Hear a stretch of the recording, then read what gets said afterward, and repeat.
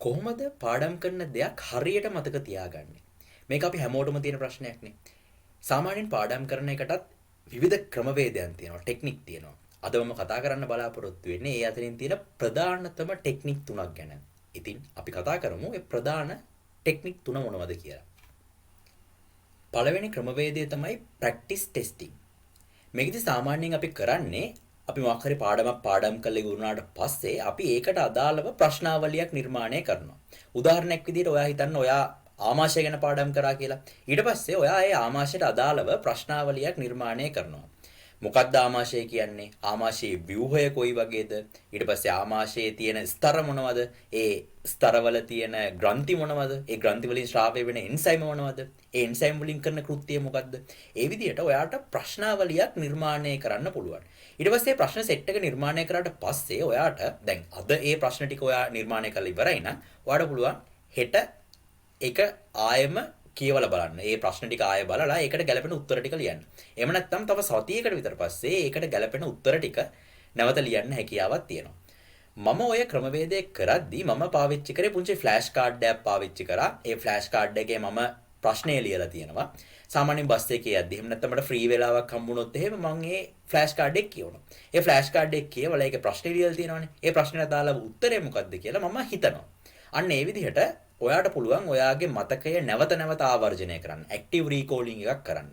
දැන් ඔයාට ওই විදිහට කරන එක කම්මැලි වගේ නම් ඔයාට පුළුවන් පාස් පේපර් ටිකක් අරගෙන ඒ පාඩම් කරලා ඉවරනාට පස්සේ ඒ පාඩමට අදාළ වෙලා තියෙන ඒ ප්‍රශ්න සෙට් එක තියෙනවානේ. පාස් පේපර් වල. ඒ පාස් පේපර් වල තියෙන ප්‍රශ්න ටික ටොපික් එක ලියලා පිළිවෙලට ලියා ගන්න. ඊට පස්සේ ඔයාට මේ පාස් පේපර් වල තියෙන ප්‍රශ්න ටිකම නැවත නැවත සතියකට පස්සේ සති දෙකකට පස්සේ නැවත නැවත බලීම තුලින් එහෙම නැත්නම් නැවත නැවත ආවර්ජනය කිරීම තුලින් නැවත නැවත උත්තර ලිවීම තුලින් ඔයාගේ මතකය නැවත ආවර්ජනය කරගන්න පුළුවන්. මේක හොඳ ටෙක්නික් එකක්. ඔයාට මොකක් හරි කාරණාවක් හොඳින් මතක තියාගන්න උත්සාහ දරනවා නම්. දෙවෙනි ක්‍රමවේදය distributed practice. මේකද සාමාන්‍යයෙන් අපි කරන්නේ අපි මොකක් හරි පාඩමක් කරලා ඉවරුනාට පස්සේ අපි ඒකේ ෂෝට් නෝට් එකක් ගන්නවානේ. මෙන්න මේ ෂෝට් නෝට් එක අපි ඊට පස්සේ අද බලනවා. ඊට පස්සේ තව දවස් දෙකකට විතර පස්සේ බලනවා. ඊට පස්සේ තව සතියකට විතර පස්සේ බලනවා. මේ විදිහට නැවත නැවත ඒ අදාළ පාඩම ආවර්ජනය කරන්න ගත්තම ඒක අපේ මොළේ තැම්පත් වෙන්න පටන් ගන්නවා. සාමාන්‍යයෙන් අපි දන්නවනේ අපි ඕනම දෙයක් පාඩම් කරාට පස්සේ ටික කාලයක් යද්දී ඒක ටික ටික අමතක වෙගෙන යනවානේ. මේකට අපි කියනවා forgetting curve එක කියලා. මේ රූපේ වගේ මේ forgetting curve එක පැය ගාණකින් අපි පාඩම් කරපු දේ ටික ටික අමතක වෙගෙන යනවා. එතකොට මේ අමතක වෙගෙන යන තැනදී නැවත බූස්ට් එකක් දෙන්න පුළුවන් වුණොත් එහෙම අපිට මේ මතකේ නැවත වැඩි කරගන්න පුළුවන්. නැවත මේ මතකේ තිබුණු ගාණටපත් කරගන්න පුළුවන්.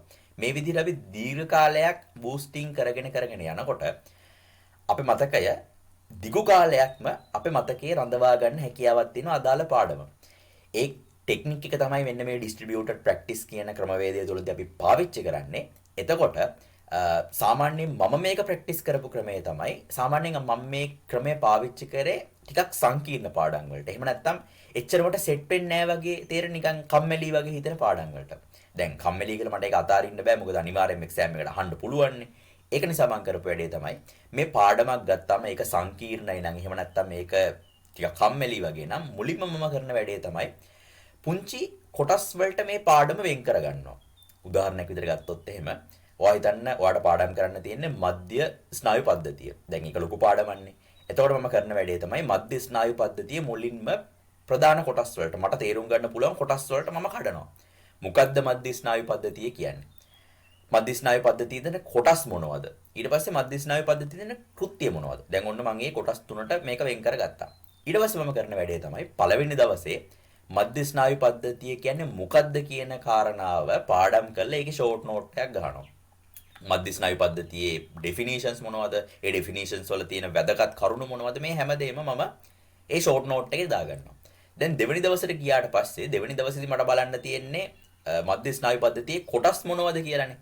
අන්න එතනදී මම ඒ පාඩම් බලන්න කලින් මම අර පළවෙනි දවසේ පාඩම් කරපු දේ නැවත මට මතක් කරන්න පුළුවන්ද කියලා බලනවා. ඒ ෂෝට් නෝට් එක මට මතක් කරන්න පුළුවන්ද? මම හදපු graph එක හරි chart එක හරි මට මතක් කරන්න පුළුවන්ද කියලා මම බලනවා.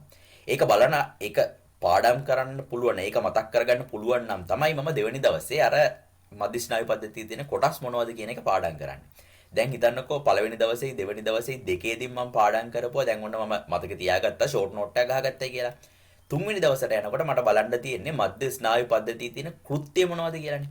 ඒ කෘත්‍ය බලන්න කලින් මම කරන වැඩේ තමයි අර කලින් දවස් දෙකේදීම බලපු පාඩම් දෙක මට මතක් කරන්න පුළුවන්ද ඒ ෂෝට් නෝට් එක මෙමරයිස් කරන්න පුළුවන්ද කියලා මම බලනවා. ඒ දෙකම මට පුළුවන් නම් තමයි මම තුන්වෙනි දවසේ තියෙන මධ්‍ය ස්නායු පද්ධතියේ කෘත්‍ය මොනවද කියන පාඩම බලන්නේ. මේ විදිහට දවස් 3ට වෙන් කරගෙන අපි මේ පාඩම් කරන්න ගත්තම තියෙන වාසි දෙකක් මට හිතෙන විදිහට තියෙනවා. පළවෙනි එක තමයි මොකක් හරි සංකීර්ණ පාඩමක් චූටි චූටි කොටස් වලට කඩලා පාඩම් කරන්න හදනකොට ඒක අපේ මොළයට තේරෙනවා වැඩි. ඒක මොළයට තේරුම් ගන්න හරි ලේසි. සංකීර්ණ දෙයක් කුඩා කොටස් වලට කඩලා පාඩම් කරනකොට හරි ඒක ඉගෙන ගන්න ආසාවක් හිතෙනවා සහ ඒක හරි ලේසියෙන් ඉගෙන ගන්න පුළුවන්. අනෙක් කාරණාව තමයි මේ විදිහට ඩිස්ට්‍රිබියුට් කරලා ප්‍රැක්ටිස් කරන්න අපි try කරනකොට ඒක ඉබේම ටික ටික අපිට හුරු වෙන්න ගන්නවා. ඒ පාඩමට අපි ඉන්ට්‍රස්ටිං එකක් ඇති වෙන්න පටන් ගන්නවා. ආසාවක් ඇති වෙන්න ගන්නවා. ඒ ආසාවත් එක්කම අපිට ඒක පාඩම් කරලා මතක තියාගන්න පුළුවන් හැකියාවක් හම්බ වෙනවා. ඉතින් මම ඒක පාඩම් කරේ සංකීර්ණ පාඩම් වලට. එහෙම නැත්නම් මම ඒක යොදාගත්තේ ටික කම්මැලි හිතෙන පාඩම් වලට. ඔයාලට පුළුවන් මේ ටෙක්නික් එක ප්‍රැක්ටිස් කරන්න. තුන්වෙනි ක්‍රමය ෆයින්මාන් ටෙක්නික්. මේ ක්‍රමය නමින් අපි දන්නේ නැති වුණාට සාමාන්‍යයෙන් අපි අපේ අධ්‍යයන කටයුතු වලදී අපි මේක පාවිච්චි කරලා තියෙනවා.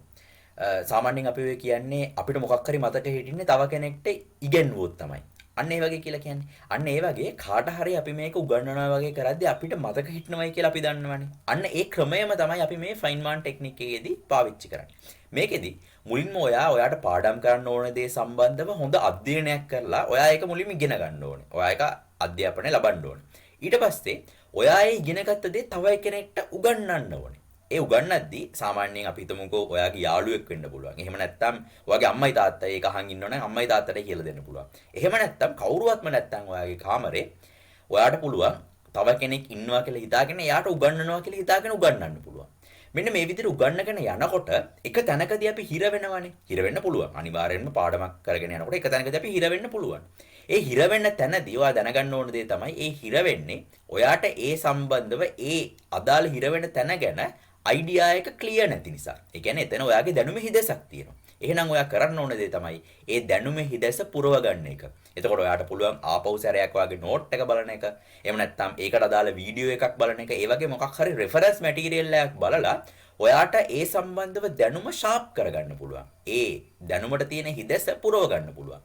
ඊට පස්සේ ඔයා මේ පාඩමේ තියෙන එක්ස්ප්ලේන් එක තව ටිකක් සිම්පල් වෙන විදිහට උගන්වන්න නැවත try කරනවා. එතකොට මේ විදිහට එක්ස්ප්ලනේෂන් එක සිම්පල් කර කර උගන්වන්න අපි try කරනකොට අපිට ඉබේ මේක හොඳට මතක තියාගන්න පුළුවන් වගේම එක්සෑම් එකකදී අපිට ටක් ගාලා මතක් කරලා නැවත රිකෝල් කරලා පාඩමට ඒ ප්‍රශ්නෙට අදාළව උත්තරේ ලියන්න පුළුවන්. ඉතින් මේ ක්‍රමය මම වැඩිපුරම කැමති ක්‍රමයක්. ගොඩක් වෙලාවට මම පාවිච්චි කරපු ක්‍රමයක්. මේකෙන් අපිට සංකීර්ණ දේවල්, සංකීර්ණ concept, physics වගේ දේවල්, chemistry වගේ දේවල්, ඒ වගේ bio වලටත් මේක අපිට යොදා ගන්න පුළුවන්. ඒ වගේම කැම්පස් එකේ ඕනේ වැඩකට මේක අපිට යොදා ගන්න පුළුවන්. ඕනේ පාඩම් වැඩකට මේක යොදා ගන්න පුළුවන්. ඉතින් මේ ටෙක්නික් එකත් හරිම හොඳ ක්‍රමයක්.